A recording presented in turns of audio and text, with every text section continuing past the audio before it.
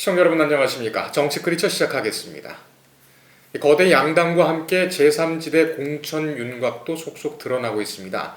선발 주자격인 개혁신당과 새로운 미래도 지도부를 중심으로 공천 윤곽이 드러나고 있는데요. 오늘 정치 크리처에서는 개혁신당과 새로운 미래의 공천 현황 함께 살펴드리겠습니다. 네, 정치평론가 이종훈 박사 나오셨습니다. 어서 오십시오. 네, 안녕하세요. 박사님, 우선 개혁신당 공천 상황부터 좀 보겠습니다. 네. 이준석 당대표가 경기 화성을로 출마를 했군요. 대구 출마설이 유력했는데 구체적인 지역구도 나왔었죠. 네. 하지만 화성을을 선택을 했습니다. 일단 짜진 진용을 보면 개혁신당은 경기 남부 쪽에 상당히 공을 들이고 있는 것 같아요. 그렇죠. 이 어떻게 봐야 될까요? 뭐 특히 이제 반도체 벨트, 그쪽에 이제 포커싱을 해가지고 이제 집중적으로 예. 양양자 의원, 이원욱 의원까지 해서 이제 함께 이제 동반으로 해서 이제 그쪽으로 출마를 하는 그런 이제 형태를 취하고 있는 건데요. 네. 원래는 아마 대구에서도 그렇게 출전하려고 좀 생각을 했던 것 같아요. 대구도 산업단지가 있으니까. 예, 그렇기도 하고 이제 뭐 역시 국민의힘의 이제 텃밭 아닙니까? 예, 그래서 이제 보수의 심장으로 바로 쳐들어가는 그런 이제 전략도 이제 구상을 이제 한 것으로 그렇게 좀 알려지는데 문제는 뭐냐면 혼자 단독 출마해가지고는 파괴력을 갖기 어렵다는 거죠. 그래서 일종의 이제 편대를 만들어서 이제 뭐 이렇게 들어가는 이제 이런 그림을 이제 그렸는데. 예. 그러려면 함께 같이 이제 뛰어줄 이제 사람들이 필요하고 특히 현역이면 제일 좋겠죠. 네네. 그래서 원래 예상은 TK 지역에서 뭐 대거 물갈이가 이루어질 것이다. 친윤 공천들, 친윤 초선들 이제 뭐 정치 신인들 집어넣으면서 거기 이제 기존에 있던 사람들을 다 이제 탈락을 시킬 거다. 예. 그러면 이제 그들 중에 이제 몇몇이 이제 뭐 나오게 될 것이고. 그러면 이제 그 중에 일부가 이제 개혁신당 들어와서 이준석 대표하고 같이 편대를 만들어서 들어가는 그림. 이거를 이제 처음에 구상을 했던 거죠. 그런데 이제 국민의힘이 이제 그거를 이제 계산을 미리 하고 이제 사실은 TK 공천은 최대한 뒤로 늦춘 거잖아요. 그렇죠? 그리고 이제 뭐 가능하면 이제 경선 붙여가지고 이제 거기서 떨어지더라도 뭐 탈당을 못하게끔 그렇게 이제 조치를 이제 취해 버렸단 말이에요. 네. 이제 그 바람에 이제 그 TK 지역에서 탈락해가지고 개혁신당으로 넘어오는 이제 사람들이 이제 없어진 거죠. 네. 이제 이렇게 되니까 이준석 대표도 거기서 이제 단독으로 이렇게 들어가서 이제 단신으로 뛰는 것보다는 편대 비행이 가능한 예, 이제 그런 쪽이 어디가 있을까 이렇게 이제 그 다음은 선택을 좀 하게 된 것 같고. 여기는 이제 사실은 이제 이원욱 의원이 상당히 이제 이쪽에서 털을 좀 많이 닦아놓은 그런 상황이 있기 때문에 그쪽으로 해서 이제 함께 출마를 한다면 시너지 효과를 상당히 낼 수 있을 것이다. 그리고 그 지역이 뭐 이준석 대표 본인도 얘기했다시피 전국에서 어떻게 보면 가장 젊은 지역이라는 거죠. 그러니까 이준석 대표는 역시 이제 MZ 세대에 이제 자기 지지 기반을 두고 있고. 그들과 함께 앞으로 이제 미래 정치를 해나가겠다는 거 아니겠어요? 그러니까 뭐 당장도 당장이지만 향후에도 거기를 이제 정치적인 이제 자기의 어떤 교두보로 그러니까 뭐 어떤 교두보일 수도 있겠네요. 뭐 그렇게 해서 삼아서 그쪽을 바탕으로 해서 이제 확산시켜 나가는 이런 전략을 펴도 나쁘지 않다. 이 생각을 좀 이제 한 것 같고. 네. 또 이준석 대표가 뭐 이공계 출신이잖아요. 과학고 출신이고 이제 그런 부분도 이제 작동을 한 거죠. 그리고 그래서 IT 뭐 내지는 이제 이 스타트업 이런 데 이제 관심이 높단 말이에요. 예. 그러니까 이제 그들을 다 함께 세력화해서 이제 나가는 이제 그런 지역으로는 그쪽이 최적이다. 이렇게 이제 판단을 내린 거죠. 여러 가지 명분과 실리가 다 맞아 떨어진 지역이 바로 뭐 경남부죠. 네. 특히 이제 화성을. 그런데 그 김종인 공관위원장 같은 대구를 처음에 추천을 했었죠. 나중에 이제 기류가 바뀐 겁니까? 아니면은 이준석 대표가 김종인 공관위원장 설득을 한 걸까요? 김종인 위원장도 아마 생각이 좀 바뀌셨을 것 같아요. 그러니까 초기에는 아마 제가 조금 전에 말씀드린 그 그림. 예. 그러니까 이제 국민의힘에서 대구 TK 지역에서 탈락하는 이제 현역들 몇 명 묶어서 함께 나간다면 굉장히 파괴력이 클 거다라고 이제 김정인 위원장도 생각을 했을 겁니다. 그런데 뭐 그렇게 상황이 전개가 안 되니까 김정인 위원장도 뭐 굳이 그렇게 그걸 고집할 이유는 없었던 거 아닌가. 네. 이제 그런 그 상황에서 이제 이준석 대표가 내놓은 대안이 김정인 위원장 보기에도 그렇게 나쁘지 않은 대안이었던 것 같아요. 그래서 수용을 일단 한 거로 그렇게 일단 보입니다. 알겠습니다. 경기 화성을의 이준석 대표, 경기 화성청 이원욱 의원, 경기 용인갑의 양향자 의원, 경기 남양주갑의 조홍천 의원. 그런데 여기에 경기 분당갑에 류호정 전 의원이 출마를 했군요. 창당 초기에는 젠더적 이슈가 좀 많지 않다 이런 지적이 있었고 류호정 의원이 물론 이제 그 금태섭 전 의원과 같이 합당 형태로 이제 들어가서 이준석 고유의 지지층이 좀 나갔다 이런 지적이 있어서 그랬는지 좀 견제를 했어요. 네. 갈등이 있었던 것으로도 보였고, 근데 엊그저께 공천 내지는 그 최고위에서였나요? 그런 문제는 없다라고 이제 봉합됐다라고 얘기를 했는데 류호정 의원이 원래 비례의원이었죠. 그런데 경기 분당갑 여기에 나가게 된 뭐 전략적인 이유 같은 게 있을까요? 그러니까 이제 좀 도전적으로 가보려고 하는 그런 의도가 좀 있는 것 같고요. 예. 그러니까 뭐 류호정 의원이 금태섭 이제 전 의원하고 함께 정치를 하겠다라고 한 것부터 사실은 왜 그랬을까 이런 의문이 들지 않아요? 네, 그렇죠. 예. 네. 그러니까 류호정 뭐 전 의원 같은 경우 굉장히 이제 자기 색깔도 분명하고 네. 또 진보성도 굉장히 강한 편이고 이제 그래서 다들 의아해했다는 거죠. 그래서 그 내용을 좀 아세요? 뭐 자세히는 모릅니다만 제가 보기에는 류호정 의원도 지금 아이덴티티 약간 변신을 하는 중이다. 저는 그렇게 생각을 합니다. 예. 그래서 그러니까 좀 이렇게 그 중도 쪽에서도 상당히 좀 소구력을 가질 수 있는 네. 그런 방향으로 그러니까 대중 정치인으로서의 그런 모습을 좀 갖추고자 하는 네네. 그런 의도가 있는 것 같아요. 그러니까 예. 사실은 이 정의당이나 뭐 다른 진보당들도 마찬가지입니다만 너무 진보색이 강해서 예. 사실은 정의당도 옛날 민노당 시절부터 뭐 대중정당 얘기를 계속 해왔고 자기네들 언젠가는 수권정당 된다는 얘기를 계속 했어요. 맞습니다. 그런데 실제로는 외연 확대를 못하는 거죠. 자기네 내부의 어떤 노선 투쟁이라든가 예. 뭐 노선의 선명성 이런 거 논쟁 때문에 그거로부터 벗어나지를 못한 거예요. 그래서 대중정당화에는 실패를 지금 한 상태잖아요. 예. 근데 아마 류호정 그 전 의원 같은 경우에는 자기는 좀 다른 길을 가겠다 이런 생각인 것 같아요. 조금 더 대중적으로 이제 좀 먹힐 수 있는 그런 정치인으로 예. 자기가 이제 좀 새롭게 자리매김을 하고 이제 그런 상태에서 오히려 이제 그 진보 지금 정치인들 또는 진보 정당들을 자기가 견인해내서 네. 그래서 이제 유럽의 진보당들처럼 뭐 그야말로 이제 집권도 가능한 이런 그림을 한번 그려보려는 거 아닌가. 제가 보기에는 뭐 아직 나이는 굉장히 젊지만 그런 당찬 나름의 포부를 좀 가지고 있는 거 아닌가. 그렇게 지금 보고 있습니다. 그래서 관심 갖고 들여다보지 않으면 이런 부분 같은 경우에 좀 모르실 수도 있을 것 같아요. 네, 근데 그렇죠. 그런 고민 내지는 그런 그 준비가 있었다라는 네. 그런 부분도 좀. 그래서 이번에 나와서 뭐 꼭 당선이 안 되더라도 그러니까 이제 그 지역 자체가 굉장히 그렇죠, 보수성이 그렇죠. 강한 지역이잖아요. 예. 그런 지역에서도 이제 다니면서 이제 그 유권자들 만나면 주로 이제 보수 유권자들이겠죠. 네. 그러니까 진보 그러면 아예 그냥 막 손살에 치던 이제 그런 분들이 그 자기를 만나면 좀 달라질 수 있다 이 네. 생각도 좀 하는 것 같아요. 예. 만나보니 뭐 그렇게 뭐 빨갱이 아니던데 그런데 이제 그런 이제 인식이 이제 확산이 되면 이제 입소문이 나잖아요, 그죠?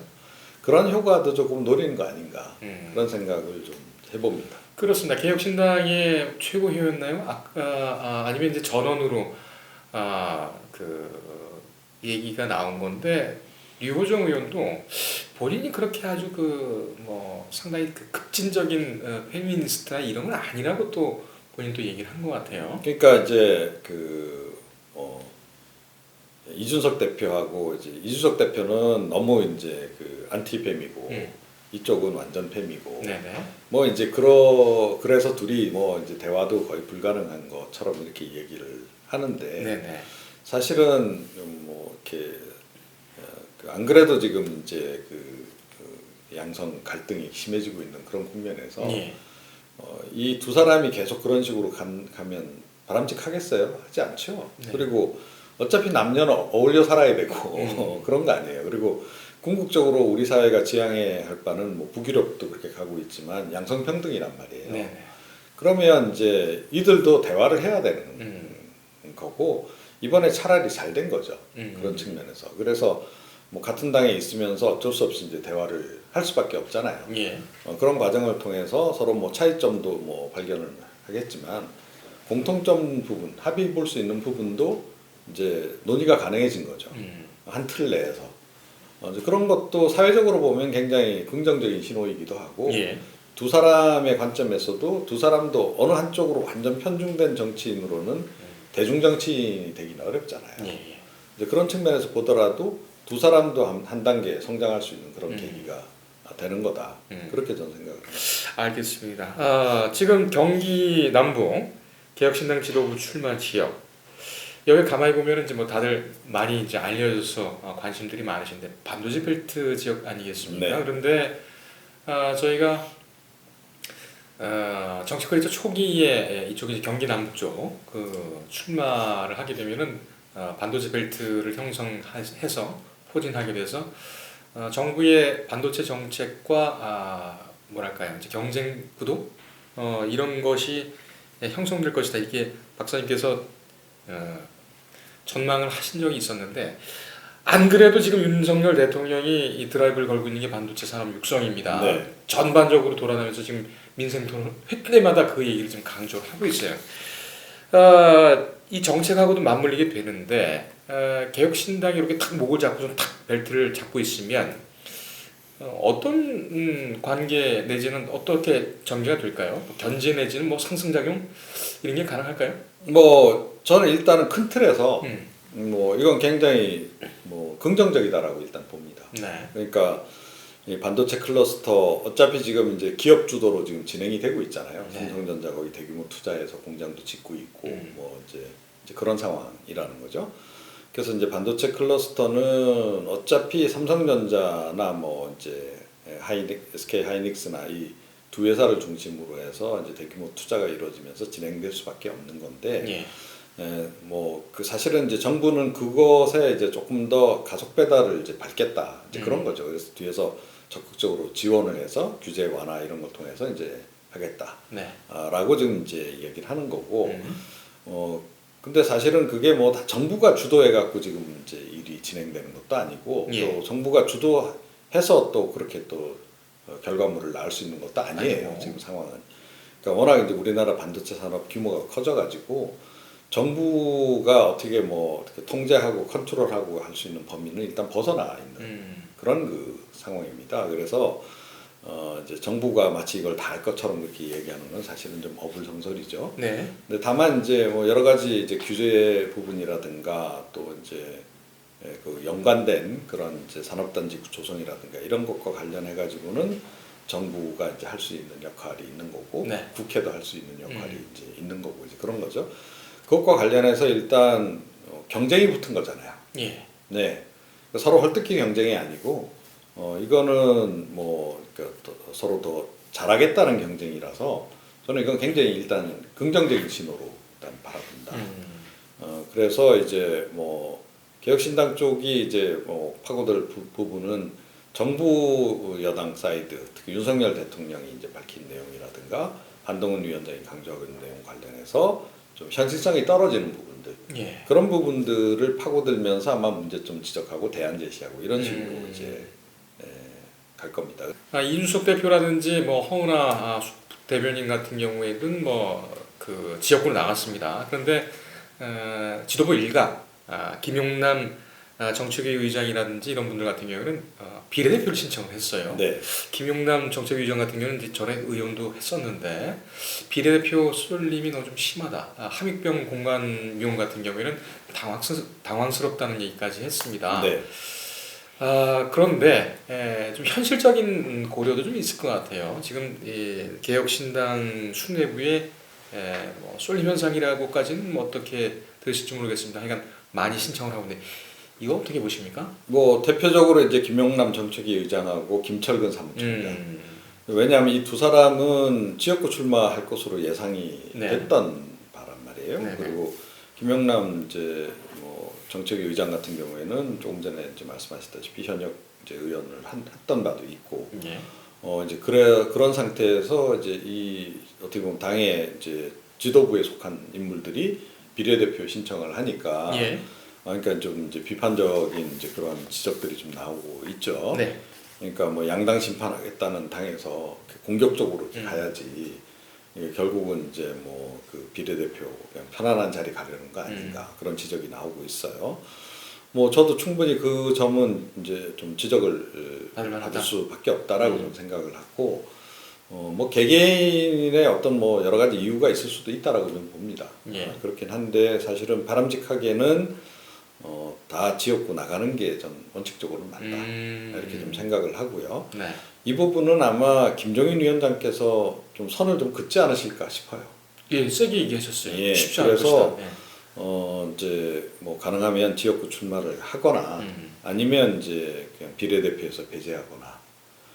그리고 사실은 이번에 개혁신당 입장에서는 비례대표 인선이 굉장히 중요해요.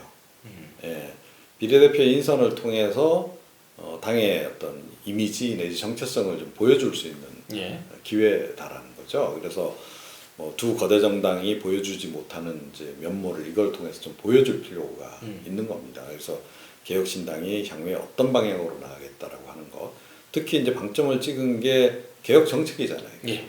그러니까 그런 부분에서 이제 확실히 좀 차별화가 가능한 그런 인물들을 사실은 이제 배치를 해야 되는 거죠. 네네. 좀 젊으면서 참신하고 좀 전문성도 있고 이제 이런 인물들을 이제 배치를 해야 되는 겁니다. 그래서 최근에 안 그래도 뭐 당 지지율이 지금 뭐 굉장히 답보 상태고 이렇기 때문에 그걸 돌파해 나가기 위해서도 이제 그게 좀 필요한 거고, 또 그걸 통해서 지지율을 끌어올려야 지금 지역구에 출마한 사람들도 힘을 받게 되는 거죠. 그게 전략적인 면이 있군요. 네, 그렇죠. 그러니까 만약에 비례대표 내 보냈는데 아유 뭐 당에 뭐 최고위원들 뭐 나이 많은 사람들 들어와 있고 예. 뭐 결국 뭐 약간 좀 이권 집단 비슷하게 이렇게 비치게 되면 네. 뭐 양당하고 무슨 차이가 있느냐부터 시작해가지고 이렇게 되면서 이제 당 지지율은 더 정체될 수밖에 없을 거예요. 예. 그렇게 되면 사실은 이준석 대표부터 당장 영향을 받을 수 있는 거죠. 그렇겠군요. 네, 지역구에 나가서 열심히 뛰고 있는데 예. 이 사람들조차도 이제 당선 가능성이 떨어지는 그런 상황으로 갈 수 있습니다. 그래서 이 부분은 뭐 김종인 위원장께서 잘 정리를 하실 거다라고 보는데 네. 어찌 됐건 좀 교통 정리가 좀 필요하고 그 당사자들도 좀 생각을 좀 바꿔야 되지 않을까. 예. 예, 그러니까 도저히 뭐 여러 가지 재정적인 여건이나 뭐 환경이 안 돼서 출마를 안 한다 그러면 뭐 그건 그럴 수 있는데 예. 비례대표로 나가겠다라는 부분들은 조금 좀 자제해야 하지 않을까. 예. 예, 그렇게 좀 생각을. 알겠습니다. 그 김용남, 김철근, 양정숙 의원까지 특정인의 이름을 좀 거론해서 어떻게 될지 모르겠으나 네. 비례대표로 가게 되면은 거기에 참신한 인물이 들어와서 정체성을 더 선명하게 해야 되는 그런 룸이 좀 적어지게 되고, 그렇게 되다 보면은 지금 현장에 전선에 나가 있는 뭐 지도부들 지역구에도 영향이 있을 수가 있다. 그 김종인 위원장 같은 경우에는 단호하게 좀 정리를 할 가능성이 좀 있겠네요. 네, 그렇게 봅니다. 알겠습니다. 이 내용도 좀 관전 포인트로 보겠습니다. 자, 새로운 미래 얘기를 좀 해보죠. 새로운 미래는 이낙연 대표가 고심 끝에 광산을 택했습니다. 네. 정말 고민을 많이 한 것 같은데 여기저기 친명 초선이었던 그 민영배 의원이 있어요. 현역 의원. 검찰 개혁의 요정 민영배 의원이 있는데 여러 가지 그 에피소드가 있고 가장 그 이재명 대표의 측근이라고 지목되는 분입니다. 이 대표의 광주 광산을 출마 어떻게 보십니까? 쉽진 않을 거다. 어. 네, 이렇게 생각을 합니다. 그러니까 뭐 새로운 미래 쪽도 뭐 이낙연 전 대표를 지지하는 층들이 뭐 호남에 없는 건 아니에요. 예. 예, 그런데 전반적인 정서는 그러니까 이낙연 대표에 대해서 좀 부정적인 기류가 좀 많은 것 같습니다. 그래서 뭐 일종의 약간 배신자라는 이미지 예. 예, 그런 게 좀 이제 생겨난 상태여서 그거를 극복하고 돌파해내면서 본인이 거기서 당선을 지금 일궈내기는 이번에는 좀 어렵지 않을까. 예. 예, 그렇게 생각을 좀 합니다. 오, 이낙연 부정론이 광주의 이재명 사당화에 대한 반감 이보다 더 크다? 예, 저는 그쪽이 일단 더 크다. 그리고 이재명 대표에 대한 반감이 존재하는 건 맞는데, 네. 그러니까 호남에서 그래서 뭐 최근에 어떤 여론조사 결과 보니까 뭐 한동훈 위원장도 뭐 한 7, 8% 나오고 뭐 이제 이런 그 여론조사 결과도 있던데요. 이제 그럼에도 불구하고 어찌됐건 이제 민주당 예. 그리고 이번 같은 경우에는 윤석열 정권에 대한 심판을 해야 된다라는 그게 이제 굉장히 강한 거죠. 강한 건데 새로운 미래를 통해서 과연 그게 가능하겠는가? 네. 예, 역시 그래도 민주당을 기본 틀로 해서 갈 수밖에 없다. 예. 이 생각을 그쪽 유권자들이 지금 많이 하고 있는 것으로 그렇게 지금 전해지고 있습니다. 그렇군요. 네. 어제인가요? 그저께 공동선대위원 구성이 됐는데 네. 이해찬 전 총리라든지 또 김부겸 전 총리 이런 분들도 대거 참여를 하셨고 임종석 의원한테는 직접 그 이 대표가 공동선대위원장을 맡아달라고 했나 좀 고사를 한 모양이에요. 백의종군하겠다. 이렇게 되면은 광주의 민심도 지금 민주당 쪽으로 어차피 좀 밀어줘야 되겠다 이렇게 갈 것이고 네. 그럼 더더욱 새로운 미래는 어려워지겠다. 그렇게 봐야 되죠. 일단은 네. 이낙연 대표가 이번 선거의 예봉이니까 예봉이 꺾일 수도 있겠네요. 그렇죠.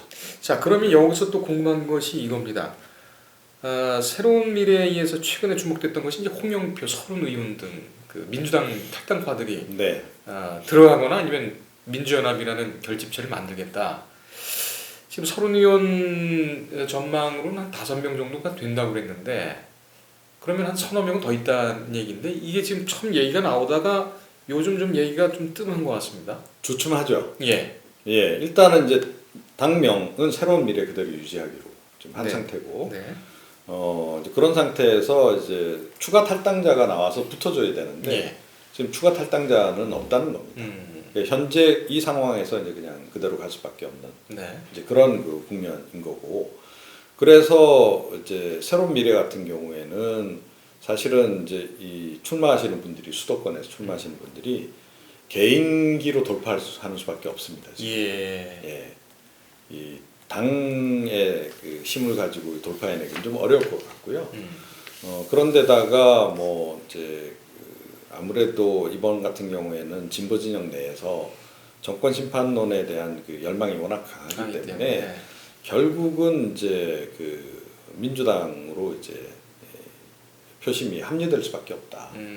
근데 예를 들어 이제 조국 혁신당은 변수가 될 수도 있었다라고 저는 생각을 해요. 있었다? 예. 있는 게 아니고요. 예, 그렇죠. 예, 만약에 조국 혁신당이 개혁신당처럼 그러니까 뭐 수도권에 뭐 수십 명 이렇게 출마를 시키고 이런 상황이 오면 그들이 당선은 안 되더라도 뭐 이제 한 5, 6% 이렇게 지금 지지율이 나오니까 그 정도 이제 표심을 이제 진보 지지층에서 뺏어가면 표분할이 돼버리는 거죠. 자, 그래서 이제 반사적으로 이제 국민의힘 후보가 더 당선되는 이런 상황까지도 갈 수 있었다라고 봐요. 그런데 지금 조국 혁신당 쪽에서는 지역구 출마는 거의 지금 안 한다는 거죠. 예, 조국 대표도 본인 스스로 비례대표 신청을 했다고 하죠. 네. 예. 이제 그런 이제 뭐 조국 대표도 뭐 지역구 나올지도 모른다는 얘기가 있었는데 결국은 이제 안 나온 선택을 걸로? 했단 말이에요. 그러면 조국 혁신당은 그냥 비례 대표만 노리는 정당으로 일단 가는 겁니다. 그 바람에 사실은 민주당은 휴했다. 예. 뭐 시간도 없고 하다 보니까 이제 조국 혁신당이 그런 선택을 한 건데 결과적으로는 이제 만도의 숨을 내쉴 수밖에 없는 거죠. 근데 어찌됐건 이재명 대표가 잽싸게 가서 조국 대표하고 만나서 연대를 했다는 거죠. 예. 이것도 잘한 선택인 거예요. 결과적으로. 자 그렇게 되니까 비례의석은 아마 그 조국 혁신당 쪽으로 많이 내줘야 될 겁니다. 제가 보기에는 민주당이 지금 만들려고 하는 이제 만든 비례정당. 정당하고 예. 조국 혁신당이 반반 나눠갔지 않을까 싶어요. 그러면 이제 민주당 이제 예를 들어 20석이라고 보고 예. 이쪽에서 가져가는 조국 혁신당이 10석 정도 가져가면 이쪽에 10석이 되는데 10석 중에 절반은 또 진보 정당들 거잖아요. 또 줘야죠. 예, 그렇게 되면 민주당 몫은 5 이렇게 줄어드는 겁니다. 그 바람에 이제 뭐 불가피하게 이제 의석 손실이 이제 발생하는 건 맞는데 네. 그럼에도 불구하고 범진보 전체로 보면 일단은 이제 크게 손해 보는 바가 없는 이런 게 되는 거고 특히 지역구 같은 경우에는 예. 국민의힘에게 반사적 이익을 줄 이제 가능성이 확 낮아져진 거죠. 그러니까 이제 그 수도권 선거에서 별로 불이익을 볼 이유는 지금 없어진 그런 상황이다. 알겠습니다. 네. 조국 혁신당 쪽에서 내밀었던 게 지민비주 아니겠습니까? 지역구 민주당, 비례대표는 조국 네. 혁신당. 이게 그럼 먹히는 거예요? 먹히죠. 네.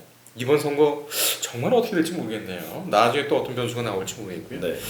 자, 지금 개혁신당과 새로운 미래의 공천 현황을 살펴봤습니다. 오늘 여기까지 할까요? 네. 감사합니다. 예. 네, 정식 크리처였습니다.